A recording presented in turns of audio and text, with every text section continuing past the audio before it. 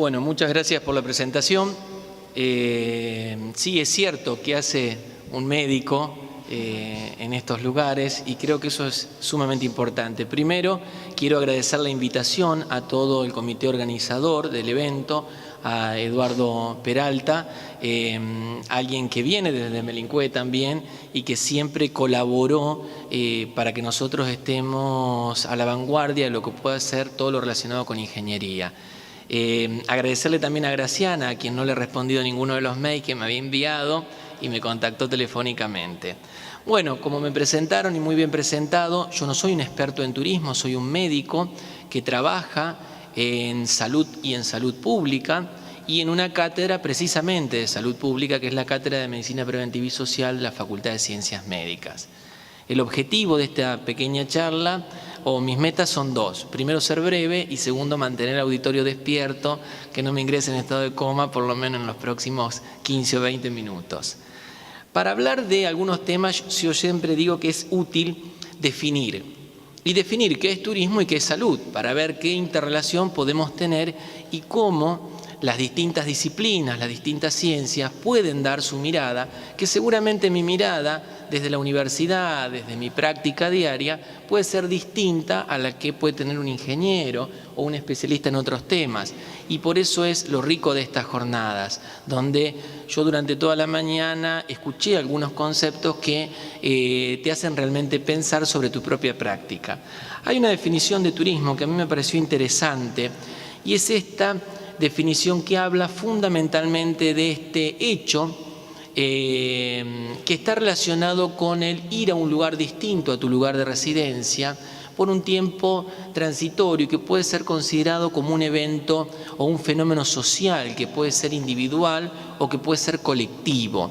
Y ahí nosotros podemos ir complejizando esta definición y mostrando un montón de aristas sobre el turismo y fundamentalmente sobre el turismo y los distintos condicionantes o determinantes que te puede tener en los distintos ambientes donde esta empresa se pueda fomentar.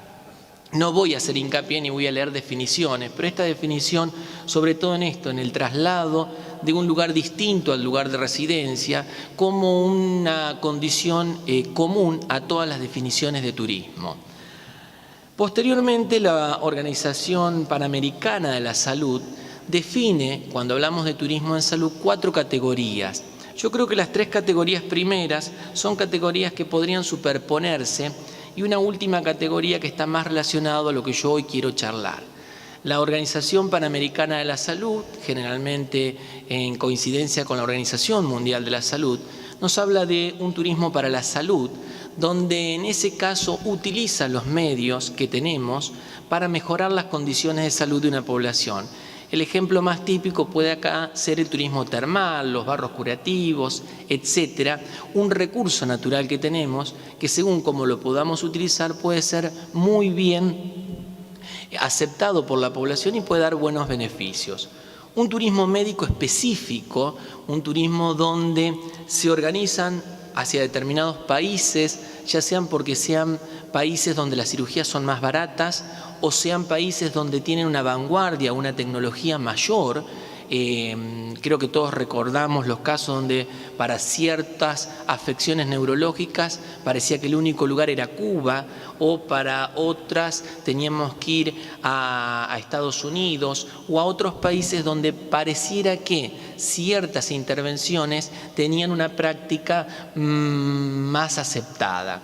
Un turismo netamente estético, que puede ser quirúrgico o no. Sabemos bien los tours que venían a la Argentina por las eximias manos de cirujanos plásticos que teníamos en la Argentina. Los cirujanos argentinos son cirujanos que tienen una alta destreza y un alto entrenamiento, y si íbamos al cambio del dólar con respecto al peso, eran cirugías que realmente tenían un alto nivel técnico de capacitación y que al viajero le salían poco. Entonces se organizaban especies de tour para este tipo de intervenciones. Y finalmente el turismo de bienestar, que es el que a mí más me interesa recalcar hoy, que es ese turismo que está relacionado fundamentalmente con un tema del que voy a abordar, que es la promoción de salud. Es decir, no espero estar enfermo para hacer un turismo, operarme o ir a una terma, sino que lo hago en pleno uso de mis facultades y creyendo que estoy en plena salud. Para hablar de eso, yo traje dos definiciones de salud. Una definición muy usada ya por el 46, donde se acuña, que es la definición de la Organización Mundial de la Salud. Cuando nosotros queremos definir algo, la primera manera de definirlo es buscarle su antagonismo. Es decir, ¿qué es estar sano? Es la ausencia de enfermedad. ¿Qué es la enfermedad? Es la ausencia de salud. Esas primeras maneras de explicar las cosas nos sirven como para entender el mundo en el que vivimos, pero son muy poco complejas y no nos permiten complejizar. Esta definición tenía algunas limitaciones y dentro de las limitaciones era que el bienestar era algo demasiado subjetivo, era el estar bien. Y nosotros podemos sentirnos bien y estar bien, pero si nos hacen un diagnóstico por imágenes, a lo mejor nos encuentran algún tipo de patología seria o complicada, y sin embargo nosotros nos sentíamos bien y estábamos bien, y no podemos decir que gozamos de plena salud. O por ejemplo, nos hacen un análisis de laboratorio, nos encuentran algo y ese estado de bienestar se modifica simplemente porque nos dijeron que algo no estaba bien. Pero hasta ese momento nosotros nos sentíamos bárbaros. Entonces, esto del bienestar ha ido como perdiendo vigencia porque no nos define completamente esto de salud. Es una determinación estática, esto de un estado. Es como una foto. Yo le saco una foto a mi paciente, le saco una foto a mi comunidad en un momento determinado y digo, esa es su condición de salud. Es totalmente estático. Hablamos de una foto que no tiene Photoshop, es decir, que no la puedo ir modificando a lo largo del tiempo. Y finalmente, un concepto utópico, este de estoy bien, es un estado inmediato y mientras esté así no va a pasar nada y ojalá esto pueda extenderse en el tiempo. Contra esta definición un poco más compleja, nosotros hoy estamos trabajando en que la salud ya no es un estado, en que la salud es un proceso. Y no hablamos más de un proceso de salud, sino hablamos de un proceso de salud, enfermedad, atención y cuidado, como para que entender que esto tiene un dinamismo que va hacia un lado y hacia el otro. No es nada que ver con las definiciones anteriores. Esto nos permite a nosotros un abordaje desde la complejidad. ¿Por qué? Porque si bien abordamos lo biológico, lo social, abordamos lo biológico, lo social, lo psicológico, también abordamos lo cultural en esta definición, que muchas veces en salud y en salud público se dejaba de lado. Es decir, nosotros empezamos a tratar de entender no solo de qué enferma nuestra gente, sino de por qué enferma nuestra gente y cuáles son los determinantes que llevan a que esa gente enferma. Esto después lo voy a ampliar un poquito más con otro ejemplo. Es un proceso histórico, nosotros no podemos desconocer que nuestra población, que nuestros pobladores son sujetos históricos, tienen todo un bagaje de conocimientos y de supuestos que debemos respetar. No todas las personas ingresan a un consultorio con la misma perspectiva de lo que va a hacer el médico. Y de esto podemos hablar de distintas regiones de nuestro país, de distintas etnias, de distintas concepciones sobre lo que debería ser la salud, sobre lo que debería ser el médico y sobre lo que debería ser el sistema de salud. Y es importante, en este caso en particular, hablar de este concepto de salud como una salud integral y de la salud como un derecho. Es decir, cuando nosotros hoy en salud pública hablamos de salud, no hablamos de una dádiva que un sistema está haciendo para con un grupo poblacional. Todos tenemos derecho al acceso a la salud de manera libre, gratuita, irrestricto y universal. Entonces, nosotros nos vamos a posicionar, y lo hace nuestra cátedra, y lo hace la salud pública, sobre todo en esta provincia, desde la salud como un derecho, no como una obligación. Entonces, todo lo que nosotros podamos decir sobre salud lo vamos a decir desde ese punto de vista.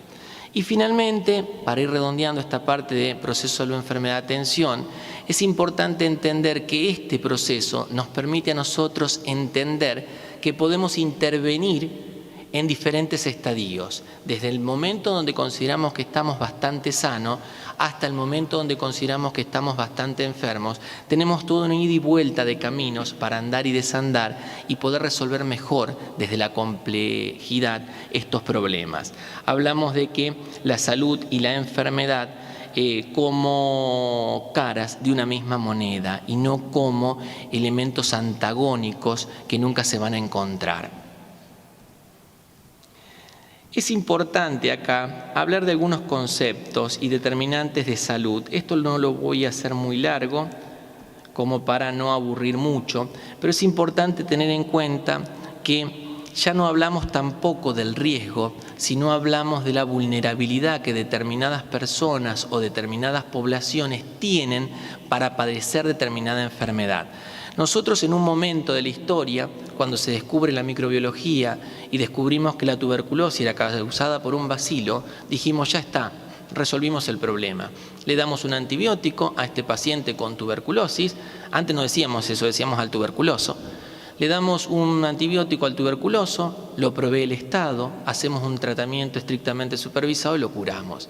Y después veíamos que no era suficiente el bacilo, que había ciertas condiciones como la mala nutrición, el hacinamiento, el trabajo, el tipo de trabajo, que condicionaban que personas expresaran la enfermedad y que otras personas no la expresaran. Entonces no íbamos a poder resolver ese problema desde la salud y desde la salud pública simplemente con dar una medicación. Y ahí se nos volvían a quemar los papeles. ¿Por qué? Porque tendríamos que empezar a preocuparnos por las condiciones de vida, por los modos de vida y estilos de vida que tenía esa población.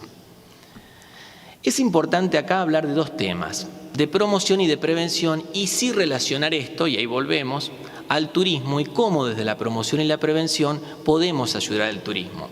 Yo creo que es importante tener definidos dos cosas, qué es promoción y qué es prevención. Cuando hablamos de promoción, hablamos de todas aquellas medidas que están destinadas a la población en general, sin discriminar si es grande o chico, si es viejo o no, si está enfermo, si no está enfermo, si tiene un nivel cultural o no tiene un nivel cultural determinado. Los actos de promoción, las estrategias de promoción van destinadas a la población en general.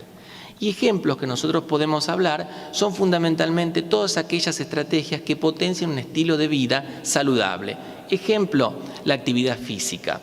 Otro ejemplo de promoción, y dentro de la promoción la inclusión, es este que nosotros tuvimos en Melincue, que es la integración de quienes tienen capacidades diferentes. Esto se hizo por una iniciativa que hubo de gente de Melincue con el grupo de nadadores de los tiburones. Es un grupo de gente que tiene capacidades diferentes. No voy a hacer hincapié porque si no tardaríamos mucho tiempo. Pero esto es un ejemplo de promoción, va destinado a la población en su conjunto.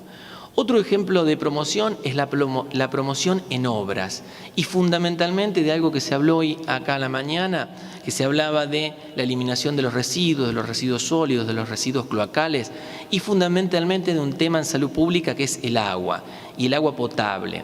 ¿Y qué influencia tiene esta agua potable con los distintos lugares turísticos del mundo? ¿Por qué? Porque yo puedo tener un acceso al agua potable. El agua potable puede llegar potable al hotel, puede llegar potable al comedor, puede llegar potable al complejo. Pero sigue estando potable, llega potable a esa persona, a nuestra propia población, a quienes vienen a hacer turismo a nuestra región. ¿Por qué pregunto esto? Porque el agua potable no solo tiene que salir de la red potable, sino tiene que llegar a las personas potables. Y esto lo quiero aclarar porque muchas veces nuestros tanques de agua, y fundamentalmente instituciones o de restaurantes o de hoteles, hace años que no se limpian y no tienen solo mugre, tienen palomas muertas, murciélagos muertos y a lo mejor hasta el último plomero que no nos pasó el presupuesto está dentro del tanque.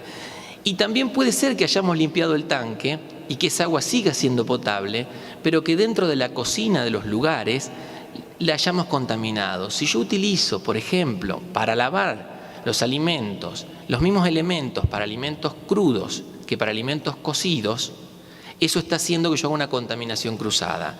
En muchos lugares, no pocos lugares, te cortan el pollo con la misma cuchilla que después cortan el tomate o la lechuga.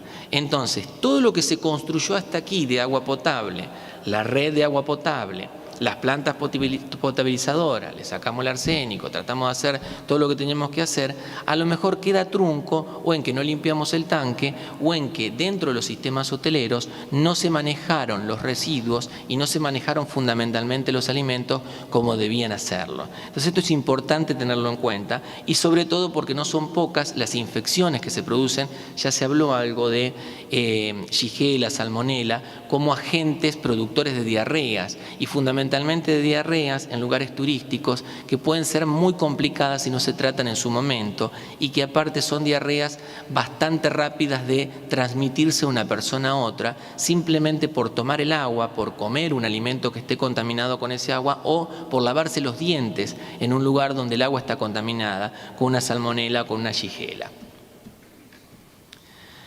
Y para terminar con esta parte de promoción, podríamos decir o repasar que son todas aquellas medidas que van destinadas a la población en general y están destinadas a mejorar las condiciones de vida.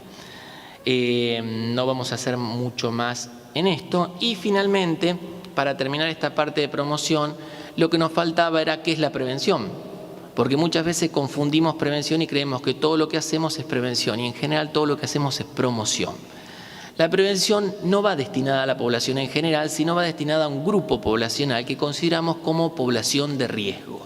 Son actividades o tareas que hacemos focalizadas y fundamentalmente relacionadas con el turismo. Ustedes habrán escuchado algo tan interesante como el tema de la vacunación y depende a qué lugar turístico nosotros tengamos que ir, te dicen, bueno, vacunate contra fiebre amarilla o no te vacunes contra fiebre amarilla.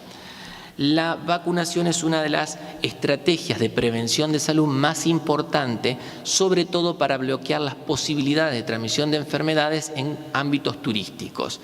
Un turismo que hoy está muy en boga es el turismo rural o el turismo de estancia. Es importante tener en cuenta algo. Nosotros, todo lo que es Santa Fe, Buenos Aires, parte de Córdoba, parte de La Pampa, seguimos teniendo una endemia por la que se trabajó mucho en la Argentina y que es la fiebre hemorrágica argentina. Si nosotros hacemos turismo de estancia y tenemos más de 15 años y menos de 60 años, deberíamos estar vacunados contra la fiebre hemorrágica argentina. Algo tan sencillo como eso y algo que no hacemos normalmente. Y una patología que en menos de una semana te puede matar o no, y sin embargo, si hoy saldría una vacuna contra el VIH, todos nos vacunaríamos. Y sin embargo, ¿cuántos de nosotros que estamos en el área endémica, repito, toda esta área que nombré, no estamos vacunados contra fiebre hemorrágica argentina? Esos son speech de vacunación que deberíamos respetar en cuanto a la prevención de salud. Bueno, y ya como para ir cerrando con algunos temas, es importante tener en cuenta cuando nosotros hablamos de turismo, hablar de cuál es el rol de la salud y de la salud pública en el turismo, porque muchas veces creemos que la salud pública, el único rol que tiene en el turismo es simplemente el de atender a quien se descompuso. Es decir, como si el turismo y la salud estarían relacionadas simplemente cuando sucede algo. Y eso sería ser muy chiquito en la definición. ¿Por qué? Porque nosotros lo que tenemos que tratar de potenciar desde la salud es todo aquel turismo que sea saludable, todo aquel turismo que tenga que ver con la promoción de salud, con los estilos de vida saludable y no simplemente esperar que el turista se nos enferme o les pase algo para poder atenderlos. Eso está íntimamente relacionado con algunas estrategias que plantea la salud y la salud pública, como la atención primaria de salud, como el sistema de trabajar en redes. La provincia de Santa Fe tiene un sistema de atención médica libre y gratuito que trabaja en 3 niveles. Los primeros son los SANCOS o los sistemas de atención médica comunitarios. Si la complejidad es mucho mayor, pasamos a niveles de segundo o tercer nivel, pero trabajando en red, es decir, la persona que necesita la atención médica y no se puede resolver en el ámbito local, como podría ser en el ámbito de Melincue, es trasladada por el sistema público a un ámbito de segundo nivel o de tercer nivel. Es decir, no dejamos a la persona a la deriva porque no le podemos resolver el problema.